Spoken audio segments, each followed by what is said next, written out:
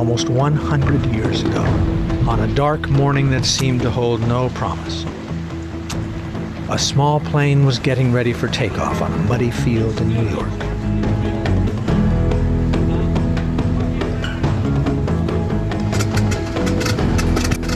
The plane was heavy with fuel and the runway was soft, so people pushed. The plane moved slowly. As it struggled, the people kept pushing. The plane gathered momentum. The people kept pushing. Finally, the plane moved faster than they could run. They let it go. Charles Lindbergh was on his way to Paris, and a whole new era of human life on this planet began.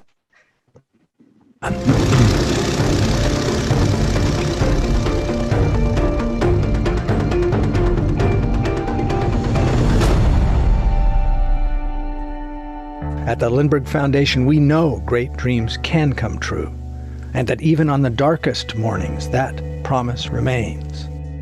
So in honor of the 100th anniversary of the flight that gave wings to us all, this foundation will be like the people who pushed that little plane toward the sky.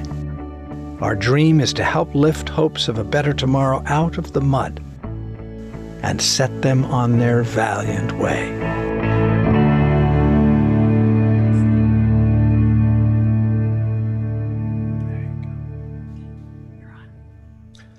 Hello, and welcome to this Lindbergh Foundation Fireside Chat.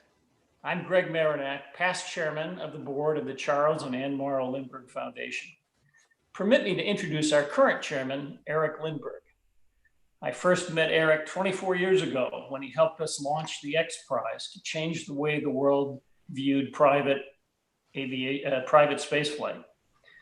Eric put his life on the line during the 2002 transatlantic New Spirit of St. Louis flights, which were pivotal to the success of X Prize. Even the training for this mission was quite an adventure. We went swimming in the Atlantic Ocean in sub-zero air temperatures to test life rafts and survival suits. And we made 13 underwater aircraft escapes, mostly upside down and in the dark.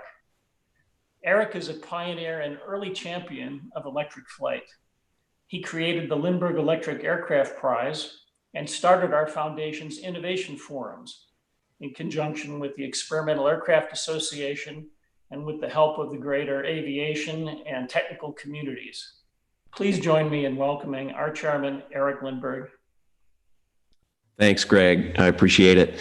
A little bit of background on the Lindbergh Foundation, and welcome, I should say, to Earth Day. What's the correlation? Well, the Lindbergh Foundation is 43 years old. Was started by friends of my grandparents, Neil Armstrong, Jimmy Doolittle, and others at the Explorers Club in New York, to carry on my grandparents' values of promoting balance between advancing technology and preservation of the environment. Because the fulcrum of that balance, if you will, technology and the environment is really our quality of life.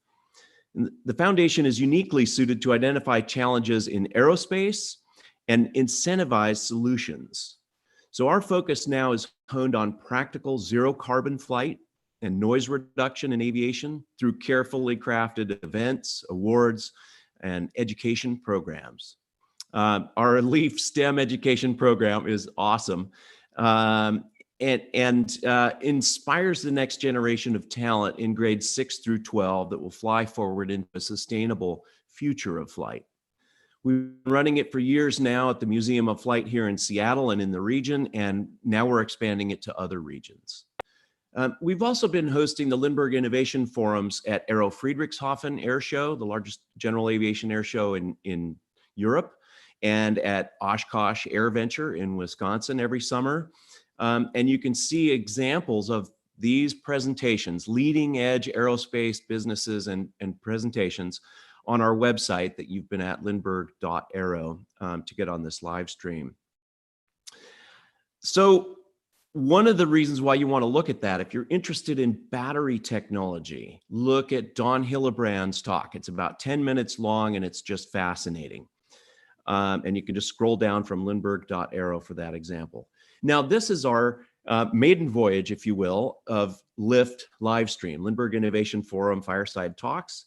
Be sure to click on the Lindbergh.aero survey on our website so that you can help guide this journey forward toward the 100th anniversary of my grandfather's flight on May 20th, 2027. So we have about 7 years for that. So welcome again on Earth Day, and now I'll introduce our guests. Richard Kane is the CEO of Verijet, and I met him about 20 years ago. He's been involved in X Prize Foundation, AI, telecom pioneer, and he's started this company called Verijet, and we'll tell you a little bit about that. It's doing some extraordinary maneuvers right now to get established. And our other guest, is Eric Bartsch. Eric Bartsch is the CEO and co-founder of Vertigo Aero. And Vertigo Aero is creating propulsion systems for the electric aircraft market. And full disclosure, Eric Bartsch is my business partner in Vertigo Aero. And I actually serve on the board of advisors for Verijet. So there's some connection. And part of the reason why we're doing this on our maiden voyage is that we have friendly faces to work with. Again, on the survey, please let us know what we've gotten wrong, what we can do better, and topics and guests for our next editions for you. So let me start off with a question, and we'll start with Eric Bartsch. So can you give me an idea, what is Vertigo Aero? Absolutely. So thank you for having me here today and for letting Vertigo Aero share some exciting information about where we see the electric flight market going. As you mentioned, Vertigo is an electric powertrain company. So there are hundreds of aircraft being developed right now around the world using various forms of electric propulsion. And we're really seeing a renaissance in innovation in aerospace where we're kind of back to the era that, in a way, that your grandfather was in, where there was rapid innovation, lots of new types of aircraft. You know, we've all seen a lot of these a little bit crazy looking flying car aircraft, vertical takeoff aircraft. There's some more conventional electric aircraft, but they all rely on having a lot of electrons. And so Vertigo Aero is the company that's developing both hybrid electric as well as some unique battery electric technologies that go inside these aircraft that power them and make them very capable and useful. And we're excited to be a part of this next revolution in aerospace. Fantastic. So providing the propulsion for this new generation of electric flight, including flying cars, if you will. Yes. Yep. So Richard, can you tell me a little bit about Verijet and what is this company? Good morning, Eric. Thank you for pulling this together. It's great fun. Verijet is the culmination of 25 years of R&D with IP and hardware provided by NASA, Coastal, and Cirrus. Verijet unlocks the fourth wave of high-speed travel, growing our industry by democratizing private charter. ASAP responsiveness is our DNA. AI is at our core. We leverage powerful AI tech for scheduling, optimization, and flight trading. We operate the safest, most efficient jet on the market, the Cirrus Vision jet. Obviously, what's pictured behind me is 14 Victor Juliet, our first aircraft. This plane can land itself at safe return, deploy a chute as an emergency backup, protect the pilot from mishap, and even see in the dark. Our pilots are type-rated ATPs with a passion for flight, and because it's Earth Day, Verijet is on a mission to vertically integrate carbon-neutral fuel, explore hybrid electric, and have AI decision support from wearables on pilot readiness. We fully expect bookings via Uber Elevate and Expedia with real-time dispatch enabling carbon-neutral door-to-door high-speed travel. Carbon neutral door-to-door travel using a super efficient aircraft. That is awesome. So are there any other ways that the audience can understand how this is different from another charter company? Sure. So we have a decade of industry data. We're running on top of an AI that's managed and optimized the best floating fleets in the nation. And that data tells us for short haul, so these are trips 600 nautical or less, the average passenger count is 1.8 people and the average speed is 243 knots. So the question becomes, why lug around a heavy metal machine? It's financially and environmentally irresponsible to fly something like a Gulfstream 5 or a Citation 10 with one passenger on short haul. We saw that. We had a environmental demo day at Santa Monica with 26 environmental focused impact investors. And we watched one person hop on a G5 and go Santa Monica to Las Vegas. Not a knock on a Citation 10. The thing's amazing. It can go nearly the speed of sound, but it's meant to be cruising at the flight levels, not low and slow, throwing off a bunch of noise and carbon. You add in the metal fatigue, the cycle costs, and our industry has a 2-hour minimum. So you can't book these things for that 40-minute flight. You have to pay 2 hours for that. Carbon fiber, no metal fatigue, we have minimal cycle costs. So this is really a niche that's waiting to be filled. And this aircraft has optimized that, and your business, especially your background in AI, is enabling that in a whole new way. It's the AI, it's the aircraft, it's the right tool for the job. Every time you fly this versus another light jet, you're saving a ton of carbon per hop without doing anything else with biofuel. A ton of, literally a ton of carbon. Correct, yes. Wow. Oh, that's fantastic. Let's go back to Eric Barch. So having an intimate knowledge of Vertigo Aero, I know that obviously we launched a novel eVTOL design. That's electric vertical takeoff and landing, flying car, if you will, designed in 2017. What happened in the industry to shift that strategy? That's a good question, and it's a very relevant question in light of the business environment we're in right now, where it's critical for companies to be nimble, to read the market, and to shift, to allocate their resources in the best possible way. And so, Eric, as you mentioned, we started out as a company applying all of our collective background in this space to develop a revolutionary aircraft.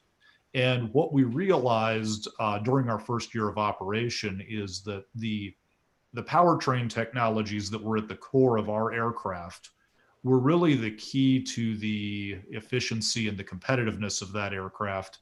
And the best way to use that to have the biggest impact in this business wasn't for us to focus on our single aircraft design, but rather for us to focus on being behind the scenes as a technology vendor to many companies in many different market segments. And so we made a strategic pivot to step away from developing our aircraft design, but to take the core IP out of the center of that and turn that into powertrain hardware that can be leveraged in many different sizes and configurations of aircraft to address some of the biggest challenges that we face in electrifying flight. So tell me, I know enough to be dangerous here. Batteries, what is the issue with batteries, and why can't we just put electric, like Tesla batteries, into an aircraft and fly them now? And that's a very good question. And I will say that we are agnostic to the technology. So we have both a hybrid electric program, as well as a core element of every hybrid system is a large scale battery pack. And so we have battery technology that we use both inside our hybrids and on their own. And both technologies are relevant, but it really depends on what you want to do with the aircraft. And the reality is that when you factor in all of the pros and cons of batteries versus conventional propulsion, batteries are about 20 times heavier for the same amount of energy versus jet fuel or biodiesel or any of the eco-friendly substitutes. And a 20x weight increase is something that's just not viable in aviation for a lot of segments. There are a few niche markets that are already viable with batteries where they are, but it tends to be fixed wing aircraft that are more motor glider-like, very efficient, moving at low speeds. I've actually been involved in one of those programs in my past, and of course, that's where you and I met. Right. And so those aircraft are very viable. We've flown them, but when you want to do commercial transportation, really move people and cargo around more efficiently, faster, heavier weights, there are a lot of challenges when using current battery technologies. And so, we see a place for both technologies in the market, but really weight is one of the big driving factors there. Just, anything that leaves the ground has to be extremely lightweight. And that's something that you don't necessarily face when you're working with an electric car. You can have a little bit more weight on board and still have great performance. And certainly we're seeing that as electric cars become more and more prevalent. And I would say the electric aviation or battery electric aviation market is going to lag that probably 10 to 15 years for large scale applications. And it's really going to depend on the new cell technologies that are in development right now. The battery cell technologies. One of the things I understand is that when you run a lot of power out or you discharge a battery very quickly, and then you recharge it really quickly, which of course would be the goal, discharging fast because you're taking off vertically, recharging it fast because you want to go park it and then fly again really quickly. What's the problem with that with batteries? Well, you're basically putting the battery through a very abusive life cycle. And one of the things that we have to do in aerospace that the automotive industry doesn't is, in the automotive industry, typically a battery pack is derated. So you may have an 80 or 100 kilowatt hour battery pack, but the car is really not designed to tap into the full amount, because if you go up to the highest 100% state of charge, that can cause some wear and tear on the chemistry inside. And if you take it all the way down to a very low state of charge, that also causes wear and tear on the chemistry. And so in a car, you can get away with using kind of that middle range there. And you sometimes hear people talking about, well, this car battery is really derated. It's got extra capacity. And that's done for a good reason. It's done so that that battery has a longer lifetime, and therefore it's economical. And one of the challenges that we face in our battery electric projects and in the battery electric niche markets in aviation is that you don't have the luxury of only using a portion of the battery. You really have to maximize using everything you've got in the aircraft for weight efficiency. Of course. And so that can lead to some cost impacts where, even though the electricity is very cheap to run the airplane, the cycles that you're using on the battery pack may actually be quite expensive because the battery pack may not last more than a few hundred cycles. And in an airplane, you can't really pull over like you can in a car and let your batteries cool down or bail out if there's a fire. So it has to be really safe and reliable. And that's an area where we have some revolutionary technology that we're working with that I can't really talk about today. Love to do that when the time is right. But that safety challenge is very real. And thankfully and fortunately, there are some very graceful and effective ways to deal with that. And we happen to have one of those leading technologies in-house at Verigo. Right. It's extremely exciting to be a part of this new and emerging industry that will revolutionize short distance air travel. We can get back into that. Richard, you were telling me the other day about some novel things that are going on right now with the coronavirus quarantine, et cetera. Why is Verijet important to the average person? You told me you had seen some charter examples that really made sense right now, people trying to get home. Can you elaborate on that? We see some heartbreaking requests. 2 people, healthy U.S. citizens, in the Dominican Republic. They'd like to get to Washington, D.C., but they'll literally take any airport, any airplane, any cost, any price point, anytime. Just, that level of desperation. We've never seen that before in charter. More specifically, though, I watched a charter operator negotiate a set of quotes, and they were at $16,400, and the family was at about $9,000. Dollars. The charter operator couldn't get lower; they'd be losing money. The family just couldn't get any higher. They were haggling over a flight that Verijet would fly profitably at high EBITDA for less than $5,000. When I talk about democratizing private charter and growing the industry, it's by lowering that price point. We were doing that anyway. There's never been a time that we wouldn't be a third of the cost, but now it's almost an essential. Um, just ASAP requests all over the place. Right. I had expected to grow slowly with 48 aircraft over 3 years, and the limiting factor was pilot availability. And now the ASAP emergency demand has spiked, 3x month to month.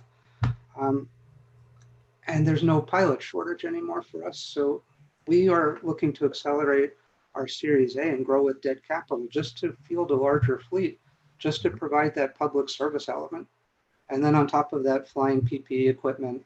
We've been brokering flights to LA and then around the nation. So there's demonstrable need. And unfortunately, it's not people going to have fun to go to the Masters or something. These are medical emergencies and reuniting families, things like that.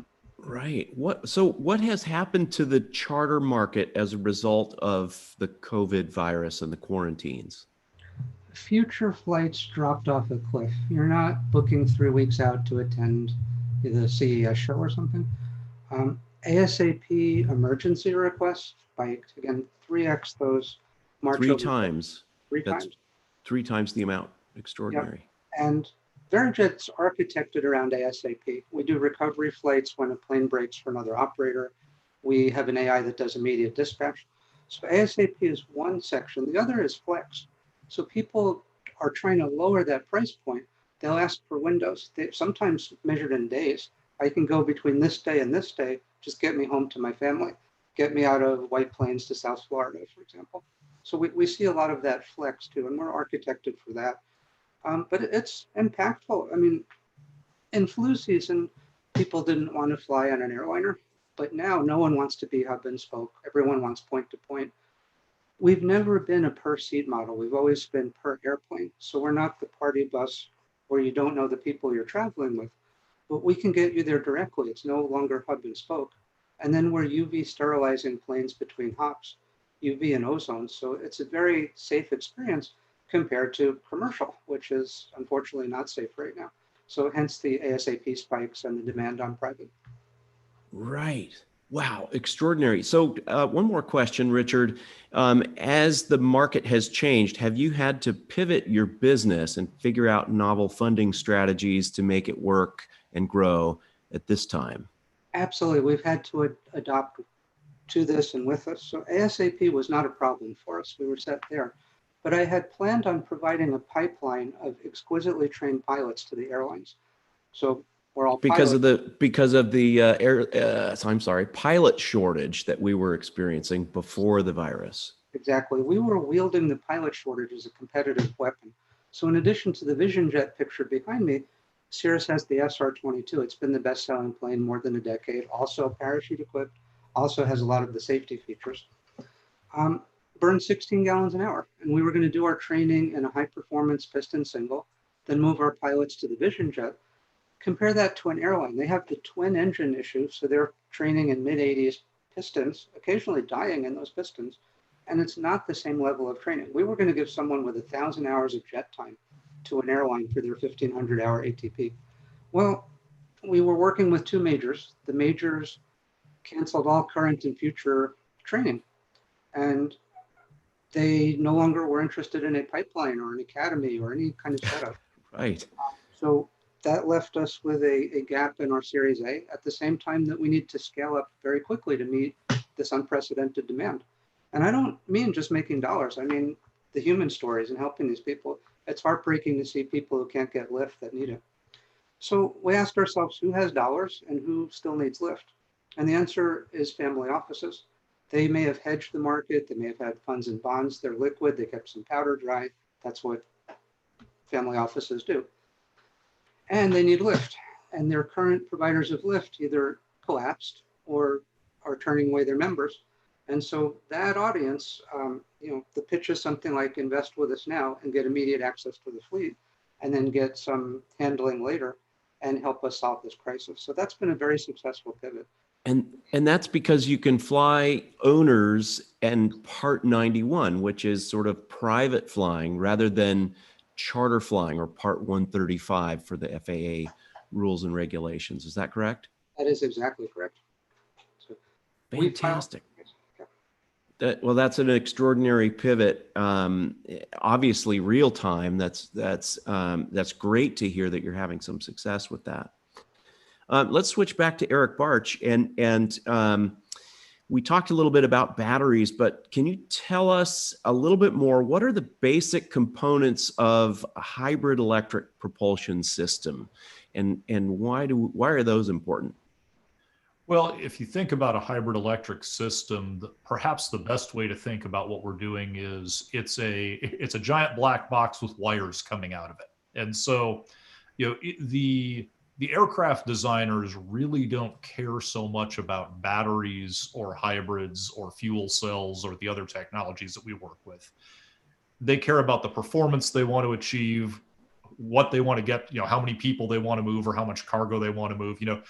Someone like Richard, for example, isn't really fixated on all of the specifics of the jet engine inside that jet. He's fixated on what you can do with that jet. And so we are really focused on making sure that there's a reliable source of electrons that powers these aircraft. And so in a hybrid system, you have one or more engines and generators on board. There's some of our configurations that are single engine. Some of them are twin engine. And then you have a battery pack.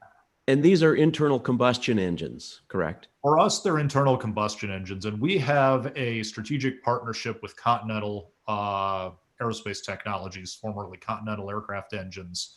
And that's a very important partnership for us because it gives us access to their world-class Jet A engines, their diesel piston engines that burn jet fuel. But importantly, since they're capable of burning jet fuel, they're also capable of using all of the biojet and environmentally friendly substitutes that are being developed as well. And our big competitive advantage there is that our direct operating cost and fuel burn can be 50% or more lower than the other alternatives in the hybrid market. So what we've really focused on is being the most cost-effective solution. And so when you talk about democratizing the future of aviation and enabling more people to experience it, the way you do that is you make it more financially accessible. And so we are focused on making these next generation aircraft highly efficient, and that leads to lower cost and being more environmentally friendly. If you can burn half the fuel, you've just reduced your carbon footprint by 50%, but you've also reduced a significant percentage of your cost profile. And even in the current environment where fuel prices are very low, that still winds up being substantial. And so we really hang our hats on being the most cost-effective solution for powering a highly capable electric aircraft.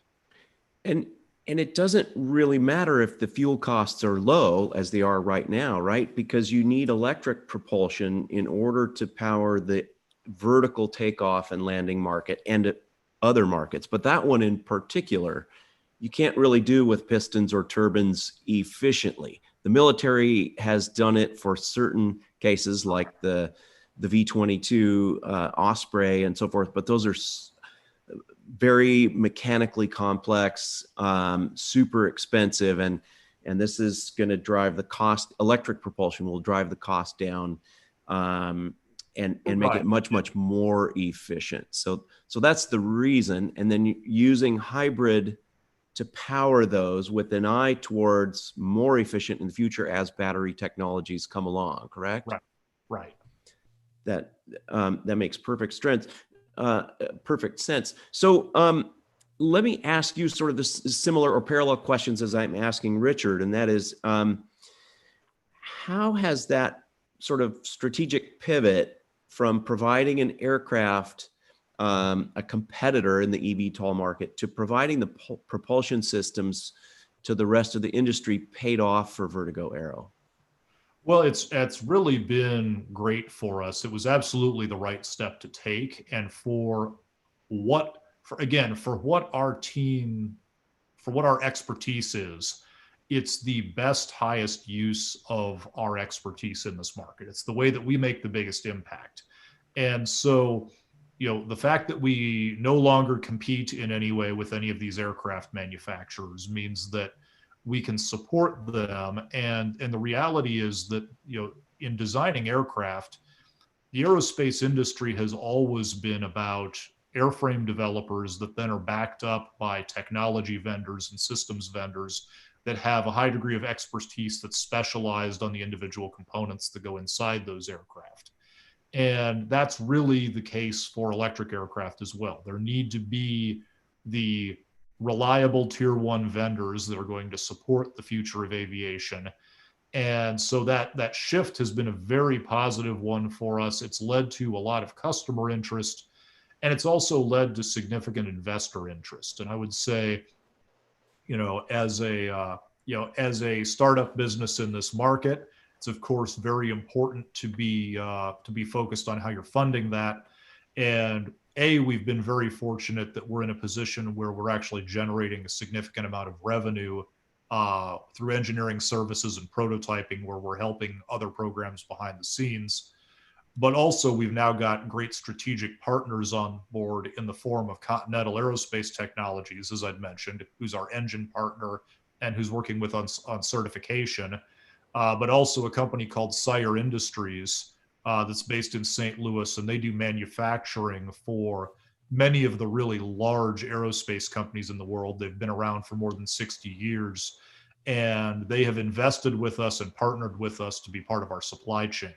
And so we've really been very fortunate to attract strategic investment from very knowledgeable people within this industry, who've been in this industry for a long time, and who aren't just bringing funding to the table, they're actually bringing expertise and capabilities that accelerate our business model. How about venture capital? You always hear about venture capitalists investing in small startup companies. Has venture capital really done any funding in the electric vertical takeoff and landing or urban air mobility market? So there has been some, and we're actually in some discussions with some of them right now. I would say there is a large segment of the venture capital market that doesn't really focus on things like aerospace, because they're more equipped to deal with software startups, where it's a faster build up. You don't have to develop hardware, you don't have to certify new hardware. So it's really a subset of the VC community that actually focuses on hardware. But for the VCs that are interested in the huge upside potential to the next generation of aerospace hardware, this is an interesting segment, and we've seen several key investments in this market. And as I mentioned, we're engaged in some of those discussions right now. But at the early stage for us, it's definitely been more about the strategic investors, as well as some great individual investors that have come in and backed us, who are taking really that long-term view and who see that long-term potential. Fantastic. Thank you. So, Richard, one of our goals at the foundation, the Lindbergh Foundation, and I think I forgot to mention that you serve as a volunteer board member for the Lindbergh Foundation. So thank you for that. One of our goals is to lower noise in aviation. And so I want to ask, how quiet is the Vision Jet? People usually think about jets and think, oh, they're noisy. Can you elaborate on that? Oh, certainly. So I'm running a video in the background. This is a Vision Jet on approach out in Nevada. If you're standing there, you can't hear it at this point. Low power into the small airports, it fixes the noise problem where people want to close down Santa Monica or, shorten the runways because of the carbon or the noise. It completely fixes that. But to be specific, the Vision Jet meets stage 4 noise requirements with 50 decibels to spare. So to put that in perspective, stage 5 needs to be 10 decibels lower than stage 4. That's the math and the decibels. And I know there are people in the audience who are in this space and do sound, and they're probably cringing at my understanding of decibels. But as a layman, you're at an air show, you're at Oshkosh. The Vision Jet flies by and you have to hush to hear it. It's that quiet. The thing is phenomenal. And our fabric is about going to 5,400 small airports, all of which are noise sensitive in communities. So that's part of why we chose this aircraft. It's a big part. That V-tail channels the sound up and away. So the flyovers are extremely quiet. It's an amazing craft for what we want it to do. And frankly, for the goals of the foundation. It looks amazing. As a pilot, is it fun to fly? Oh, it's phenomenal. It is a joy. The visibility that you have, and for the passengers as well, you'll see the windows here in a second. It's a side stick, just like the SR-22. I am a 3,000 hour SR-22 pilot, and I sat in the Vision Jet simulator, and the controls are in the same spot. This is actually the step-up plane for the SR-22. This is why I didn't worry about the pilot shortage, because we have 16,000 SR-22 pilots. But in many ways, this is easier to start and fly and navigate and land than the SR-22. It's a joy and a privilege to fly this thing. It's amazing. And Cirrus has always been known for its safety innovation with the CAPS system. Can you elaborate on that? And I understand the Vision Jet has an even better safety system. This is sort of straight out of a James Bond movie. So October 31st, we met with the FAA, and our meeting was, we want to fly a single engine, single pilot jet in commercial service. And they looked at me and we talked through the efficiency of a single engine and how it's tuned for low altitude. And they got that. And then we showed them a video that was released the night before from Cirrus called Safe Return, where the pilot's incapacitated. A passenger presses a button on the ceiling and the plane lands itself. It looks at weather, terrain, winds, picks the appropriate runway, looks at available fuel, squawks emergency, calls help for the pilot, comforts the passengers, and lands itself. That's one capability, and it's frankly remarkable. But on top of that, there's a parachute. Cirrus would say shoot happens. The parachute is there for just inconceivable emergencies, but you don't even get there in this plane because there's envelope protection, there's incredible situational awareness. It can see in the dark. It's the layers of safety. I talk about ASAP as the DNA of Verijet. Safety is the DNA of Cirrus. It's amazing. Fantastic. And for the audience, if you've seen YouTube videos of small aircraft, I remember there's one on a ferry flight to Hawaii, and he knows he's going to run out of gas because of the headwinds or miscalculation. I'm not sure what. But it shows another safety, a rescue jet following it and filming it. And it, he slows it down and he pulls the parachute and it lands in the ocean and he gets out and they rescue him. The airframe's probably not in pretty good shape after the saltwater dunking in the bottom of the ocean, but he lived. And that's sort of extraordinary. That's even old technology now. The safe return is extraordinary in that aircraft will actually return to a safe runway and land itself. That is pretty James Bond. In the case of Hawaii, he couldn't pull from his other ferry tank. So he had about an hour heads up that he was going to run out of fuel. That's what it was. So it was a malfunction. Your flight, you load up the plane with ferry tanks and cross an ocean. So he was, one of his ferry tanks failed. I don't know that we know why, but he had about an hour that must have been very uncomfortable. Well, at least he had that hour, so he had someone to film it. They vectored him towards a cruise ship. He got picked up by a tender and completed his journey on a cruise ship. This is the only way to crash. I mean, if you got to do it, I think the former CEO of Walmart floated down in front of a no parking sign. My favorite is the dad and daughter. Actually, there's two of them. One landed off of Andros Island, and there's this big parachute, and the Coast Guard could see him 20 miles away, and they're all happy and smiles. The other two landed in front of a warehouse on Long Island, and the thing's caught by camera, and they walk away. It's astonishing. Oh, that's amazing. I guess I'll just have a personal anecdote. Everybody knows my grandfather, Charles, and maybe my grandmother, Anne Morrow Lindbergh, but my other grandfather, James Robbins, was a bush pilot in Alaska, and he actually died in a plane crash. So very, very comforting to know that we have this technology today. So let's bounce back to Eric Barch and Vertigo Aero. So this hybrid electric system, how safe is that? What are the safety and redundancy systems that Vertigo is working on that will make passengers feel good about getting on an electric aircraft?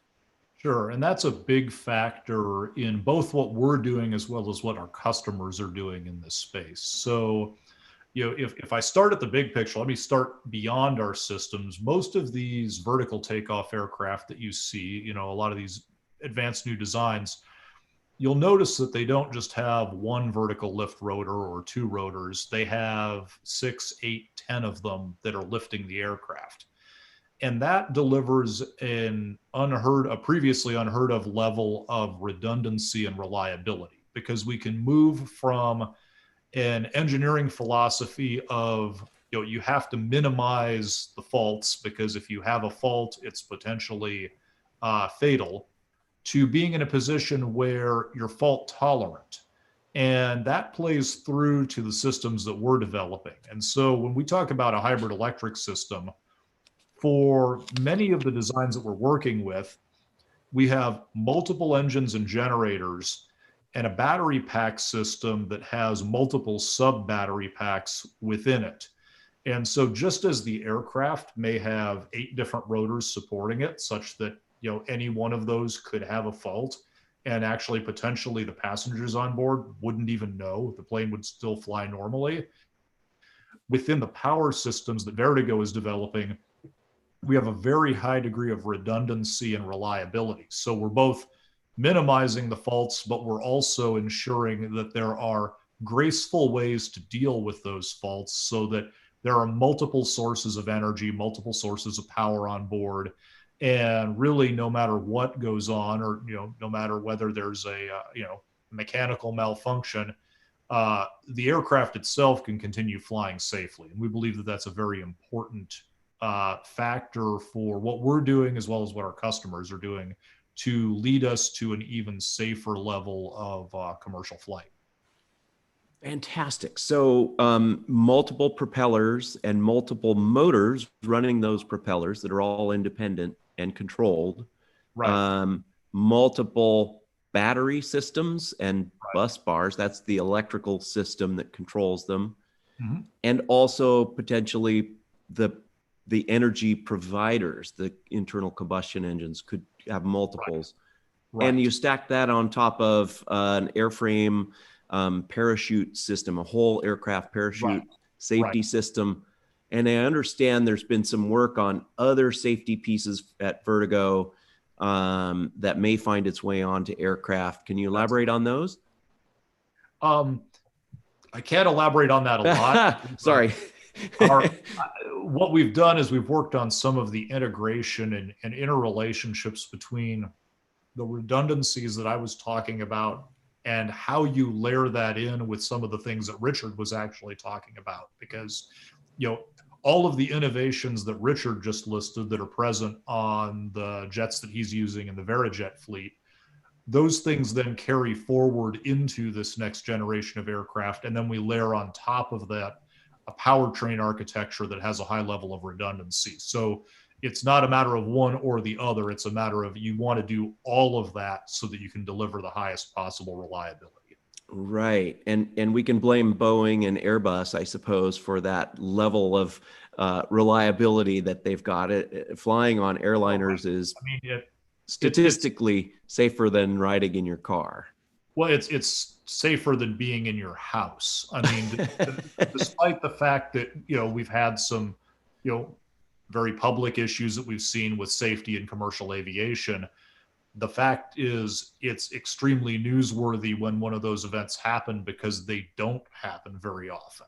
And, the commercial flight industry deserves a lot of credit for, over the past many decades, getting to an extremely high safety level. And it's important that even as we innovate and design new types of aircraft for new markets, we can't step back from that safety level. We need to do that level and then add to it. And that's the approach we take. Right. And we can blame Boeing and Airbus for that level of safety, happily. Well, we can thank them for that. As passengers, okay. I'm glad that they've done that. I'm glad that's been their focus. Right. So can you, so another parallel question for Earth Day, Lindbergh Foundation mission, how is Vertigo Aero addressing the noise issue? Won't these flying cars or urban air mobility vehicles be noisy?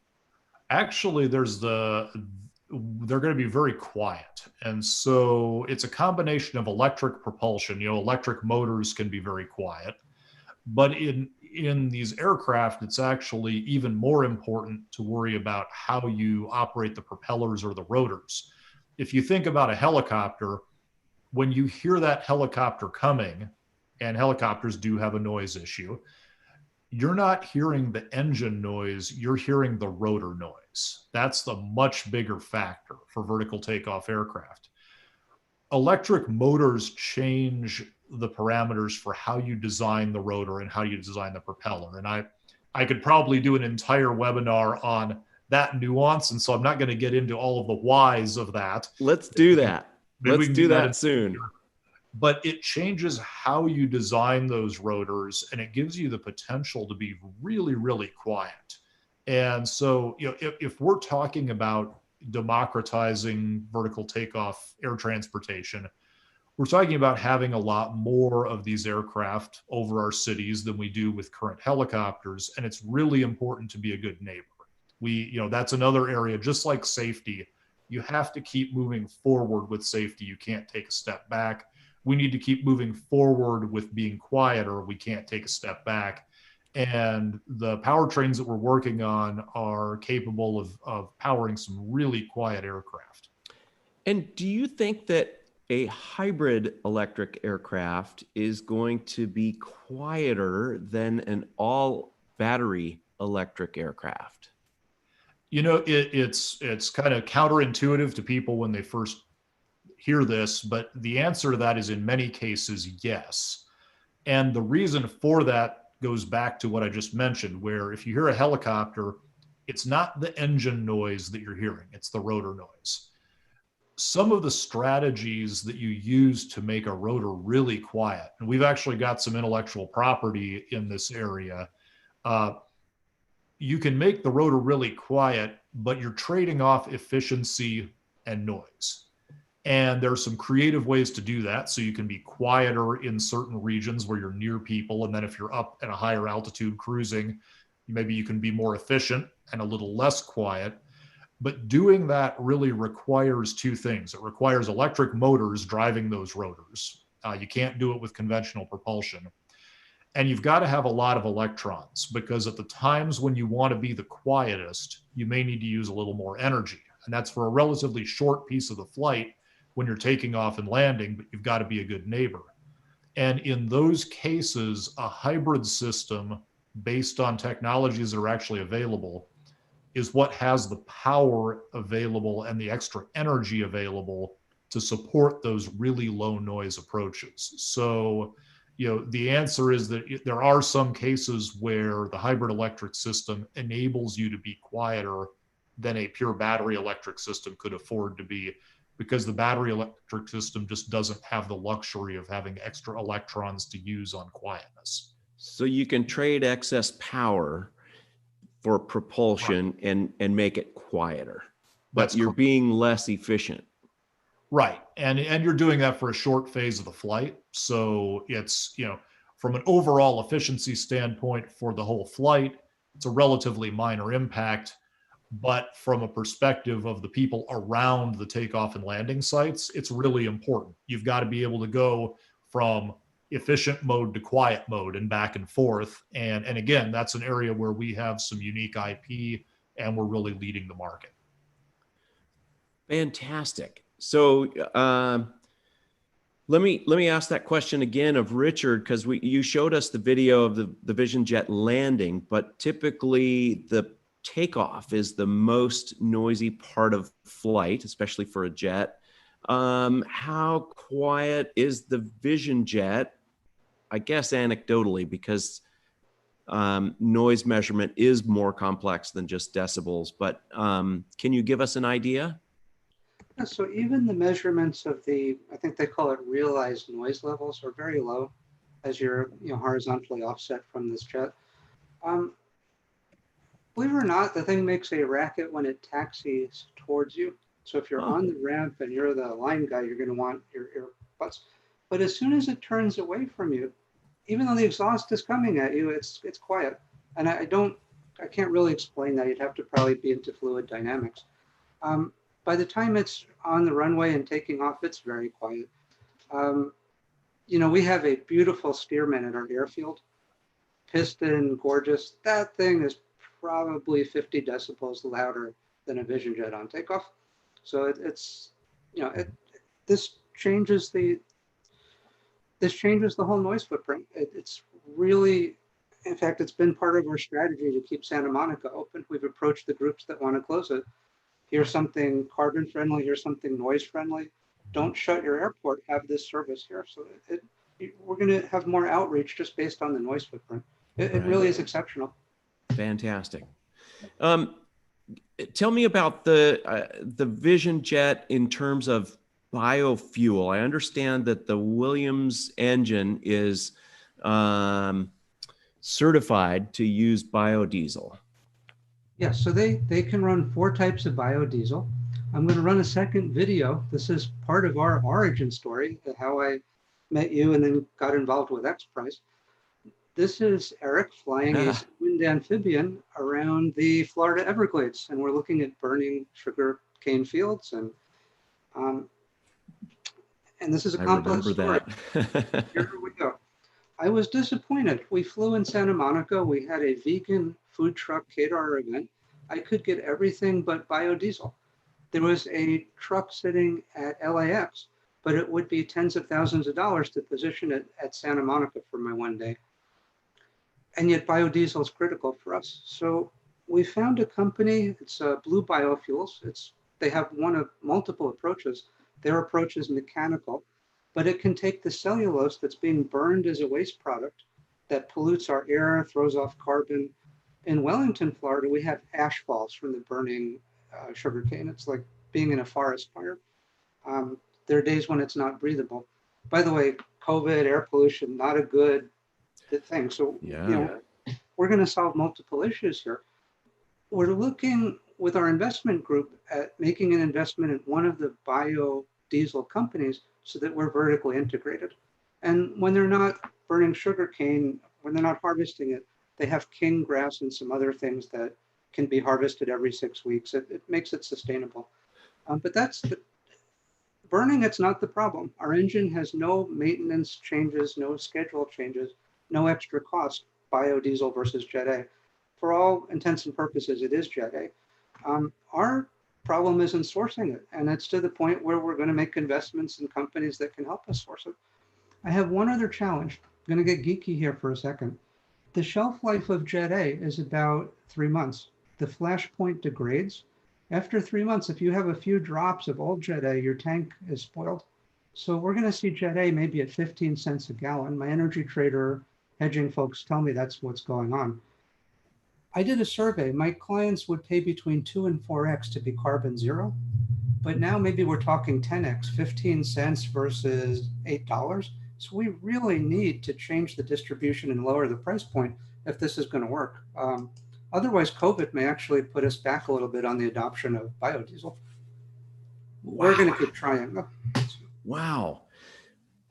Fascinating. I think we could have, and we will have more of these Lift conversations live stream. One more question for Eric Barch, and then we'll start to wrap up. How has teen, et cetera, affected the trajectory of? Good question, and obviously we live in interesting times, and there's a lot of a lot of really heartbreaking and terrible news going on around us, and we need to be conscious of that. It's interesting because one thing that is a possible positive that's coming out of all of this is that we're doing the largest conceivable decarbonization experiment ever in the history of the planet right now. And we're doing it for terrible reasons, and how we got here was very difficult. But we're now in a position where we're not running cars, airplanes, factories the way we have traditionally. And the result is that we're seeing some fascinating data rolling in where, the Los Angeles basin's now got green air quality every single day for weeks on end. And if you had gone back a few months and asked people there, when is that going to happen? That was a dream. That was, well, maybe 50 years from now, we'll figure out how to do that, or, maybe even longer. And that's playing out all over the world, where people are now experiencing a temporary drastic improvement in air quality. And that's going to change everyone's perspectives, because it's not that when we get through this, the new technologies aren't immediately going to be there. It's not that you're going to go back to the airport in 2021 and all the airliners are going to be electric. That takes a long time to happen. Right. But previously, that debate has been framed around, okay, we need to do this, but it is really hard. And to be fair, it's really hard to decarbonize and reduce carbon in aerospace. And so that's always been thrown back as, well, it's hard. We're not going to get there as fast as you want. Now we're going to have billions of people around the world who have actually experienced what that means. They've seen the clear air. They've breathed the clear air. They've seen the sunrises every day. And they're not going to want to go back. They're not going to accept the status quo the way they used to. We aren't. I say they, but it's all of us. We aren't going to want to accept that. And so, again, it's not that immediately, next year, we're all going to be flying electric aircraft. These are technologies that take decades to shift in, just like the jet engine did way back in the 1930s, 40s, and 50s. But this is going to accelerate the pull for all of these technologies. And so, as difficult as the environment is now for all of us and for the whole planet, this is going to create a much stronger pull for the next generation of transportation and manufacturing and aviation. And so this is going to change the trajectory of everyone working in electric aerospace. And it's really about how you navigate through this right now, which isn't an easy process, but a lot of us are doing it. And I think you're hearing that, Verijet and Vertigo are both in a position where we're navigating through these difficult times. But as we come out of them, there are huge opportunities for electric flight. And the demand for that to be here as soon as possible is going to be stronger than we've ever seen before. Right. There will be a new normal coming out of this, and it looks like both Verijet and Vertigo Aero want to be a strong part of that. Well, thank you so much, Eric Bartsch and Richard Kane, for your insights in what the new normal is going to be and how your businesses are going to, emerge from this, try to be successful. We really don't know, so we're all sort of on the edge of our seats, pivoting, maneuvering, and looking and balancing not only this great new amazing technology, but how that's going to affect our quality of life. So as we wrap up, I want to give a special shout out to the Lindbergh Foundation board members for their belief and commitment to my grandparents' vision of balance for a sustainable future of flight and life, all life on the planet. And if you would like to support our mission at the foundation as we move towards the 100th anniversary of my grandfather's New York to Paris flight, you can make a tax-deductible donation on our Lindbergh Foundation website. And we are currently building a dream team of backers for the Lindbergh 100th anniversary in the amount of $10,580. I know that's just burning a hole in your pocket. That coincidentally is the amount of money that my grandfather spent on the Spirit of St. Louis in 1927, $10,580. And backers will receive a bronze limited edition 100th anniversary pin like I'm wearing right now, thanks to Don Wiegand, one of our sponsors. And I'll personally make you a redwood heart that's been eroded. You could feel the grains in that, as a thank you from my family to yours. And you'll of course get VIP invitations to 100th anniversary events, et cetera. So think about it. We're a nonprofit. We're a 43-year-old nonprofit. So we live and die by donations, and we'd love to have $20 if that's all you've got. If you really support our mission. So those backers, and just like my grandfather's backers in 1927, they're helping to ensure that our children have the freedom and opportunity that we have today to fly around. Okay, not today because of the virus quarantine, but generally have today, like my grandparents did for me and for all of us. So that's our vision. We want to invite you. We want to fly a electric aircraft from New York to Paris in 2027. We're looking at these and other issues that we can try to solve as we move forward. Thank you for participating. Stay safe. And I'm looking forward to seeing you on our next edition of Lift live stream. And one more thing before you go, please take our survey at lindbergh.arrow//survey. Tell us how to improve this live stream and make it better for the next one. All right. Thank you so much. Take care and bye-bye. Thank you.